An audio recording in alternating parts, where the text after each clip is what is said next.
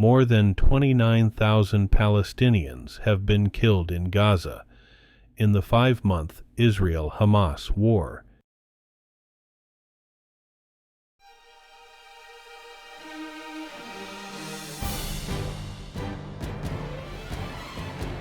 Today is Tuesday, February 20th, 2024, and this is the Dunkley Report. More than 29,000 Palestinians have been killed in Gaza in the 5-month Israel-Hamas war.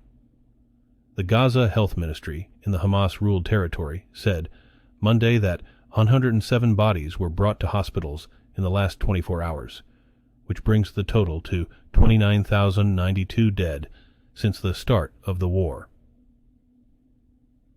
The ministry does not distinguish between civilians and combatants in its records, but says most of those killed were women and children.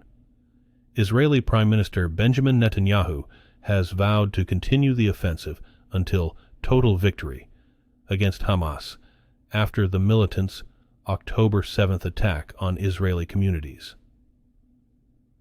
Israel has said its troops will move soon into the southernmost town of Rafah, where many Palestinians have sought refuge from fighting elsewhere. The Palestinian foreign minister has accused Israel of apartheid and urged the top UN court to declare that Israel's occupation of lands sought for a Palestinian state is illegal. The Palestinians say any hope for a two-state future will die if this continues. The allegation came at the start, on Monday, of historic hearings into the legality of Israel's 57-year occupation of lands sought for a Palestinian state. The case stands against the backdrop of the Israel-Hamas war, and it immediately became a focal point of the day.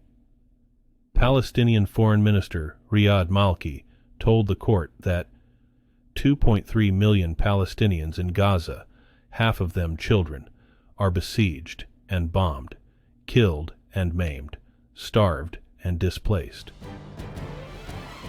It started out as a 911 call about a domestic incident in a Minneapolis suburb. It ended with 2 police officers, a firefighter, and the suspect dead, and a third officer wounded. A medical examiner says officers Paul Elmstrand and Matthew Rugg and firefighter Adam Finseth died of gunshot wounds at a Minneapolis hospital Sunday morning. The Bureau of Criminal Apprehension named the man who killed them as Shannon Gooden. A medical examiner said Tuesday that Gooden shot himself in the head.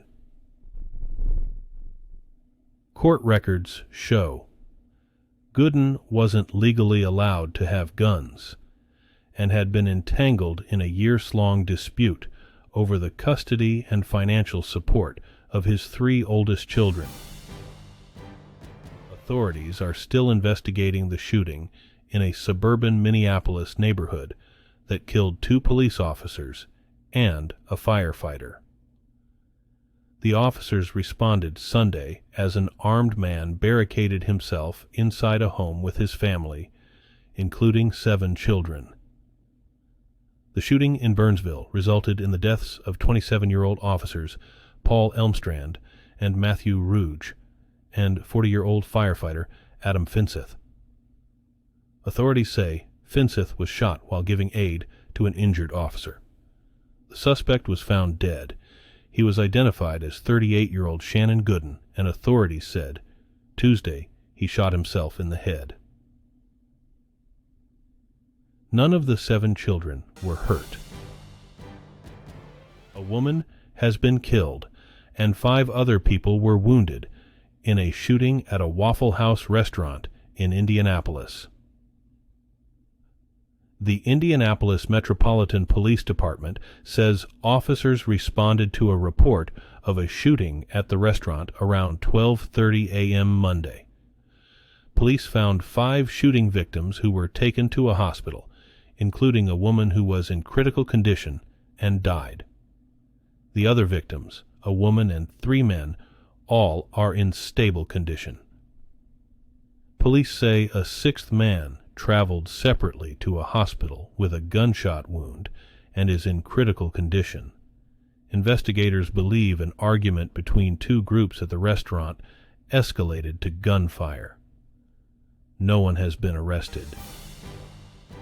Republicans have been softening their stance on Russia ever since Donald Trump won the 2016 presidential election following Russian hacking of his Democratic opponents. There are several reasons for the shift. For one, Russian President Vladimir Putin is holding himself out as an international champion of conservative Christian values. As well, the GOP is growing increasingly skeptical of international entanglements. Then there's Trump's own embrace of the Russian leader. Now, the GOP's ambivalence on Russia has stalled additional aid to Ukraine. Many Republicans are openly frustrated that their colleagues don't see the benefits of helping Ukraine.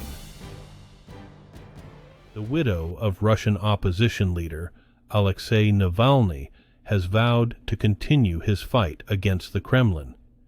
Meanwhile, authorities denied his mother access to a morgue where his body is believed to be held after his death last week in an Arctic penal colony. In a video posted on social media Monday, Yulia Navalnaya accused Russian President Vladimir Putin of killing her husband in the remote prison and alleged that officials' refusal to hand over the body to her mother-in-law was part of a cover-up. Russian authorities said that the cause for Navalny's death Friday at age 47 is still unknown, and the results of any investigation are likely to be questioned abroad. Many Western leaders have already said they hold Putin responsible for the death. The Russian military says its forces have completed their takeover of Avdiivka by eliminating the last pocket of resistance at the eastern Ukraine city's huge coke plant. Monday's announcement follows Kiev's forces being driven out over the weekend as a result of the sheer weight of Russia's troop numbers and greater firepower. Ukrainian forces confirmed pulling out of the bombed-out city in what amounted to a triumph for the Kremlin, even though the 4-month battle was costly. The victory was a morale boost for Russia, days ahead of the 2-year anniversary of its full-scalar invasion of its neighbor on February 24, 2022. For Ukraine, the loss underscored its reliance on the supply of Western weapons and ammunition, as holdups have left it short of provisions and handicapped in the fight. Nikki Haley is using the closing days of the South Carolina GOP primary matchup with Donald Trump to hone her argument that she is the lone remaining candidate who can unite Americans. It's a tall order for Haley as her home state prepares to vote on Saturday. Trump has remained popular in South Carolina since his 2016 primary win in the state. Haley has maintained that her ability to stick it out in the race thus far means that she's in it for the long haul. In a new TV ad, Haley argues she's the only choice who can keep America on solid footing abroad. The longtime prefect of the Vatican secret archive is spilling the beans for the first time. He is revealing some of the secrets he has uncovered in the 45 years he has worked in one of the world's most important and unusual repositories of documents.